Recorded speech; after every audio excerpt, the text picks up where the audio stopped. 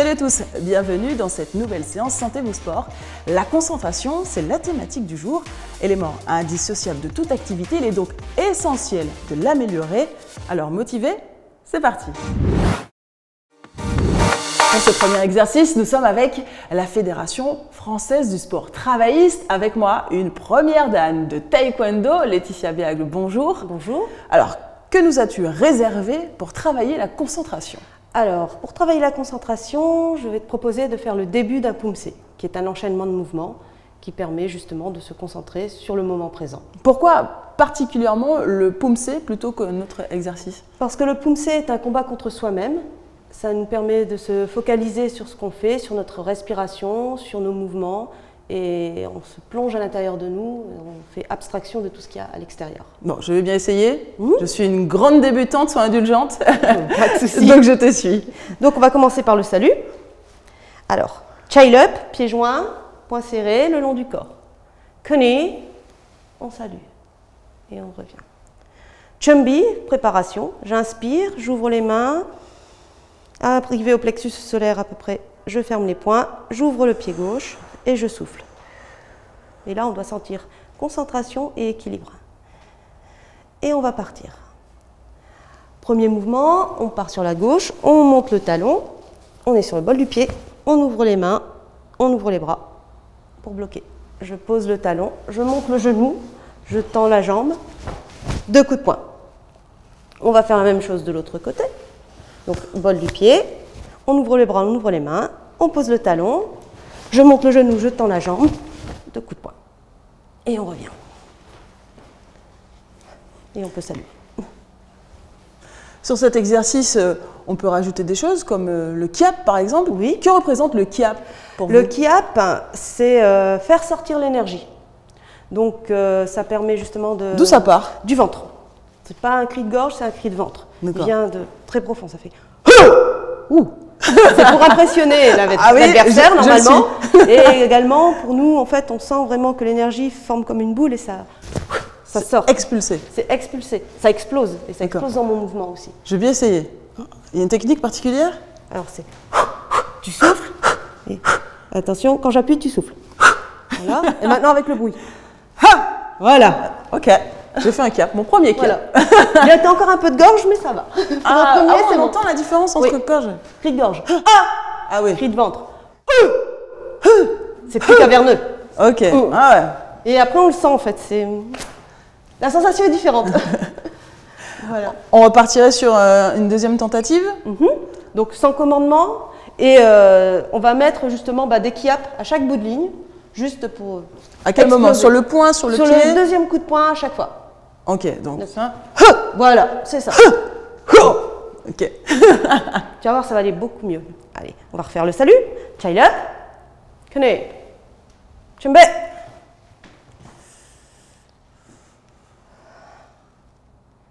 Et sit-chak veut dire partir. Donc quand je dis sit-chak, on fera l'enchaînement. Sit-chak.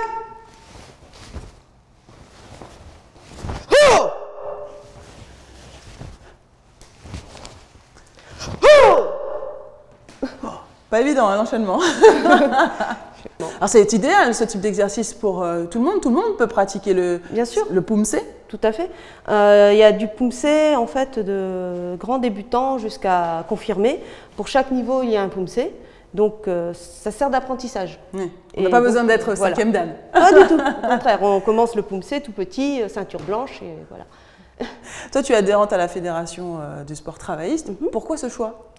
Parce que c'est une fédération multisport et orientée loisirs essentiellement, ce qui nous convenait totalement par rapport à l'offre qu'on propose dans notre association. On est vraiment sur la notion de plaisir. Tout à fait. Exact. Merci beaucoup Laetitia. Ne bougez pas, à la suite, c'est avec Maxine pour un nouvel exercice. Même thème, nouvel exercice, je suis à l'aérodrome de Mantes-Chérence. Il y a un truc de fou qui m'attend parce que je vais faire de la voltige en planeur. Je suis avec le pilote Thibaut. Salut Thibaut. Salut Maxine. Comment tu vas? Très bien et toi? Bah super. Alors moi j'ai une question qui m'intrigue. Est-ce que tu as une petite routine avant de faire tes vols? Ouais, avant chaque vol en compétition, on essaie de se mettre dans notre bulle avant de décoller. En ce qui me concerne, j'écoute de la musique et je fais des exercices de respiration. T'écoutes quoi comme musique? Oh, plutôt du hard rock. Carrément. Ouais. Ouais, t'écoutes pas du truc zen, tu vois, pour te concentrer tranquille. Non, parce que sinon, justement, tu as tendance à être en hypo-activation et donc à pas être assez dynamique dans ton vol. En quoi c'est hyper important d'être très concentré et j'imagine encore plus pour toi en voltige? Si t'es pas concentré avant ton vol et pendant ton vol, tu passes à côté. C'est-à-dire que tu loupes tes figures ou t'es pas méga focus, donc les juges le ressentent et donc les notes vont avec. Ça t'est déjà arrivé de passer complètement à côté d'un vol? Ouais, ça m'est arrivé une fois en particulier, championnat du monde il y a 2 ans, où sur une figure je me suis tapé un voile noir, c'est-à-dire qu'il n'y a plus assez de sang pour irriguer le cerveau. Donc tu vois rien, voilà, tout noir. le champ de vision se rétrécit complètement et même vient se bloquer. Le temps que tu reprennes tes esprits, bah, tu n'es plus dans ton vol, ça se ressent et donc les notes ne sont pas bonnes. Et justement, manque de concentration, tu penses? Manque de concentration, manque de disponibilité.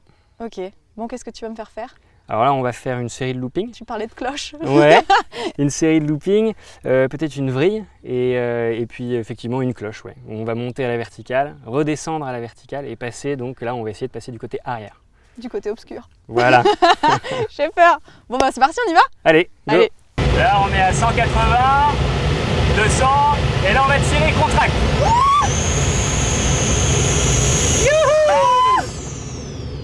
T'as vu, on voit les traces dans le ciel, là, les fumigènes. Ah c'est ouf.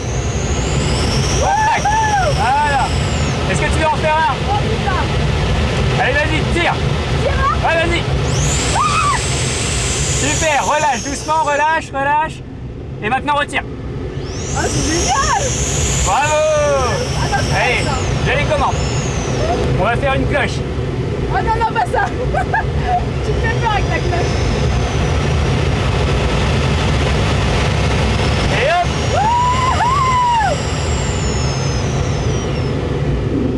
Oh merde. Et là, on arrive là-haut. C'est une blague. Et ça redescend. C'est une blague. Youhou. On en refait une.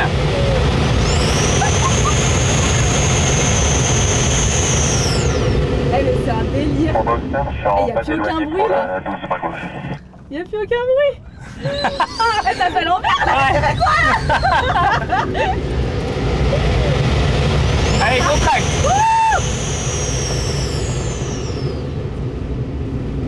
la Allez, un vache. peu.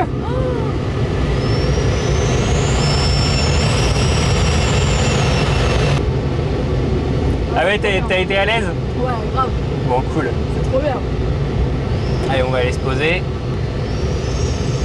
C'est bon.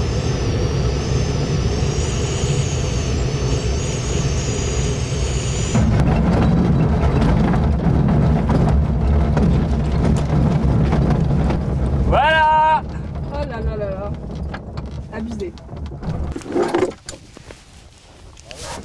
Hop. C'était bien? C'était incroyable. Thibaut, j'ai survécu. T'as survécu apparemment. Je m'en suis sortie pas trop mal. Pas trop mal. T'es un peu blanche, mais ça va. Eh, j'ai pas vomi. Non. Et tu m'as fait faire quoi alors? Parce que franchement, tu m'as parlé de cloche et de looping, tu m'as fait faire un tas de trucs. Alors ouais, on a fait beaucoup de choses. Des cloches, des loopings, des tonneaux. Tout ça pour expérimenter un peu les possibilités de la machine. Tout en étant concentré. Tout en étant très concentré. Bon, en tout cas, merci beaucoup parce que moi, j'ai kiffé. J'ai passé un super Très bien. moment. J'ai pas eu de voile noir. Non. Et on pense souvent que le planeur, c'est pas très accessible, alors qu'au final, Non, au c'est contraire. tout le contraire. Il y a des clubs partout en France et à des prix très très accessibles. On se fait une mauvaise image du planeur. On peut commencer à quel âge? On peut commencer à partir de 13 ans, les cours, voler en solo à partir de 14 ans et passer son brevet à partir de 16 ans. Donc moi, en fait, tu es en train de me dire que si j'ai envie de passer mon brevet, là, demain, je peux commencer, quoi. Tu peux commencer et en une vingtaine, trentaine d'heures, tu peux te mettre à piloter toute seule. Merci beaucoup Thibaut, je me suis éclatée et j'espère à bientôt pour d'autres vols et d'autres aventures. À bientôt. Ciao, Salut, merci Maxime. beaucoup. Et moi, je vous propose de retrouver tout de suite Vanessa sur l'exercice suivant. Pour ce nouvel exercice sur la concentration, c'est avec Christophe de la Fédération sportive et culturelle de France que nous allons nous exercer. Bonjour Christophe. Bonjour Vanessa. Alors la concentration, forcément, c'est une compétence transversale. Complètement, complètement, tout à fait. On peut la retrouver effectivement et en avoir besoin dans toutes les disciplines sportives, de la gymnastique au football. Voilà. Je ne vais pas citer toutes les activités présentes à la fédération, mais toutes les activités sportives pourraient effectivement faire le genre d'exercice que l'on va pratiquer ensemble. Qu'as-tu prévu pour nous aujourd'hui? Alors, je te propose, pour travailler la concentration, une approche multisensorielle, justement, où on va travailler le mouvement et le son. Louis. L'ouïe, tout à fait, voilà. Et notamment autour d'une notion pareille qu'on va retrouver dans bon nombre d'activités, le rythme. Donc on va démarrer l'exercice sans accessoire, tout d'abord. Je dépose le ballon de basket. Voilà, l'accessoire viendra dans un deuxième temps pour un niveau 2. Donc on va commencer par le niveau 1. L'idée, ça va être d'évoluer de façon régulière. Donc là, je vais te faire une pulsation toute simple avec ce petit instrument, mais on pourrait l'imaginer avec tout support musicaux pour que ça soit plus ludique. Donc la première étape de ce niveau 2, avec des actions juxtaposées, tu vas commencer à marcher 4 pas et ensuite frapper dans tes mains 4 frappements de main. Donc 4 pas.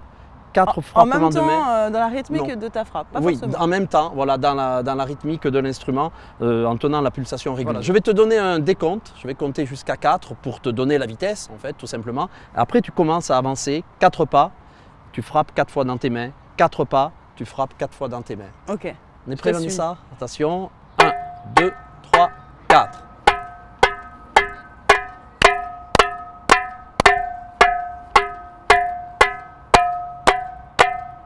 Parfait.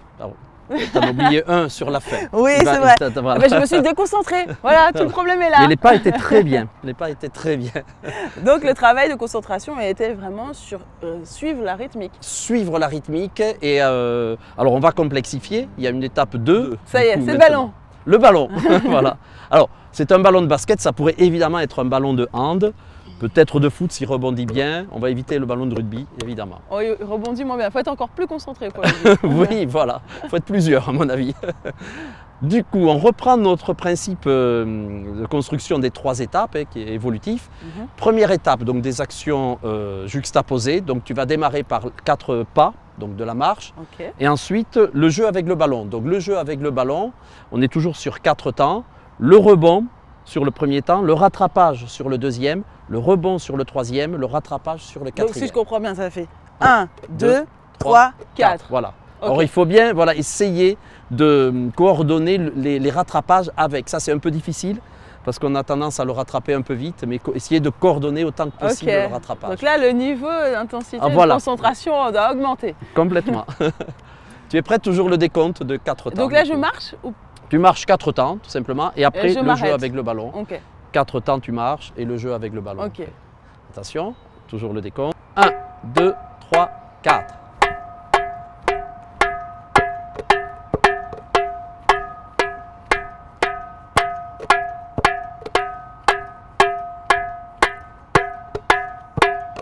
Merci, yeah, bravo. Voilà. C'est pas mal du tout, non, non, tout à fait. Alors l'idée maintenant, là c'est sur une courte séance, tu l'as bien vu, ça serait de faire un chemin un petit peu plus long et on peut faire le tour de l'appartement, on peut faire ça dans le jardin, on peut faire ça. Il faut évidemment un sol qui s'y prête quand même, mais voilà l'idée c'est... Et des voisins qui sont compréhensifs si on joue à la ballon à la maison. Voilà.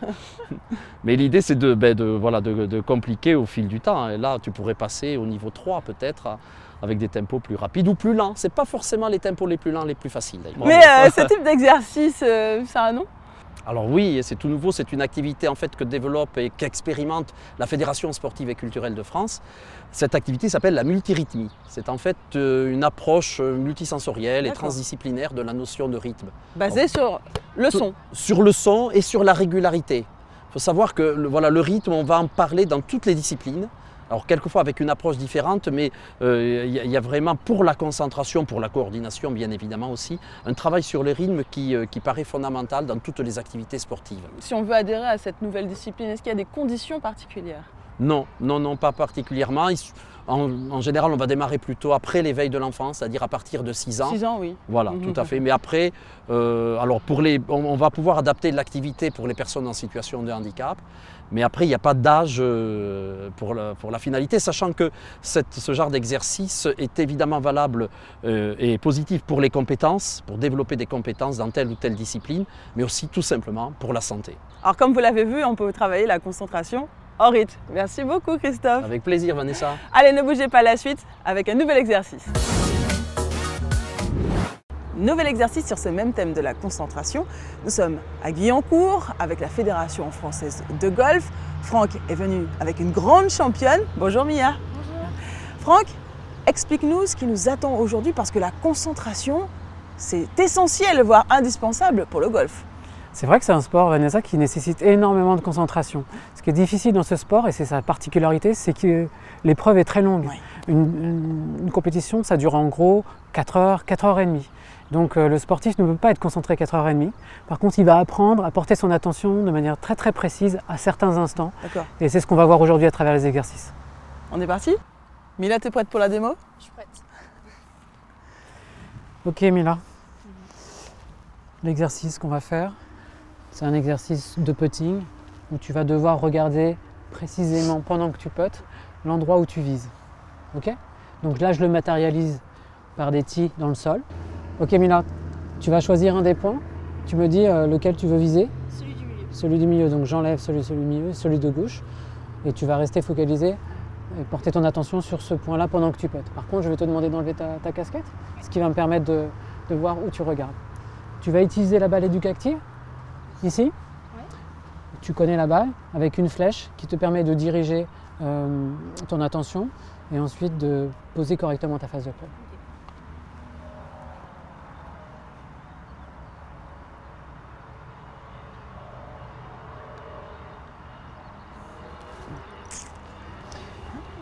Juste une chose, pendant l'exercice, ce que j'aimerais que tu fasses, c'est garder l'œil maintenu sur le point que tu vises. Oui. Ok, à toi Vanessa, tu vas essayer? Ok. Je te rends ta casquette. Donc la balle est dirigée vers le trou, la flèche en direction du point que tu vas viser. Est-ce Ok. que tu vas viser quel point toi? Pareil, celui du milieu. Allez. Ok. Je le mets de manière à ce que tu puisses le voir clairement, c'est bon? Ok.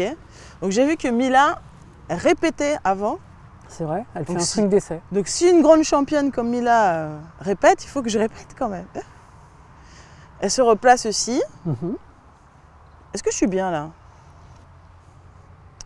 Tu me sembles très bien, oui. En termes de placement aussi, je suis les épaules, le bassin. C'est bon? Ouais, c'est bien. Allez. Hé! Joli. T'as réussi? Ah bien. Alors tu pensais que c'était quasiment impossible. Ouais, pour moi, j'allais échouer à tous les coups.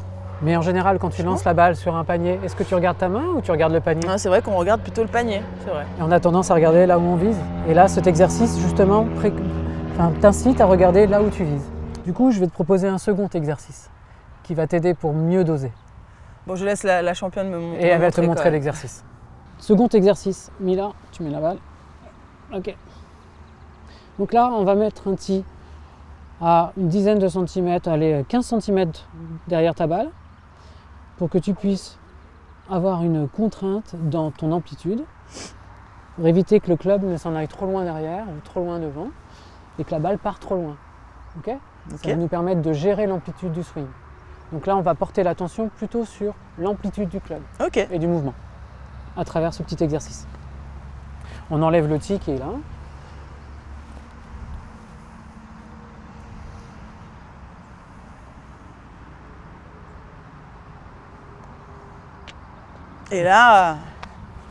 Et là, c'est facile. Disons qu'on peut observer que la balle arrive avec une vitesse plus appropriée. Ouais, plus contrôlé. Est-ce que tu veux essayer, Vincent? Ah bah oui. Allons-y. Ah oui. Même exercice, même principe. La balle. Le tee qui derrière va te permettre de savoir si tu montes trop loin ou pas. Tu peux essayer une fois ou deux d'abord sans la balle. Te mettre comme si tu étais en position pour jouer et voir si l'amplitude te gêne. Ok, super. Ah, c'est vrai que c'est gênant. Hein. Ouais. On a envie d'aller plus loin. Plus loin. Et puis tu vas essayer maintenant avec la balle.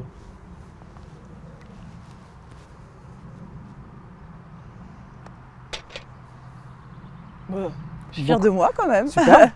On peut dire que l'exercice numéro 2 est validé. Oui. Ok, le coach a validé, c'est bon. Finalement, le golf, c'est un sport multiple concentration. Mhm.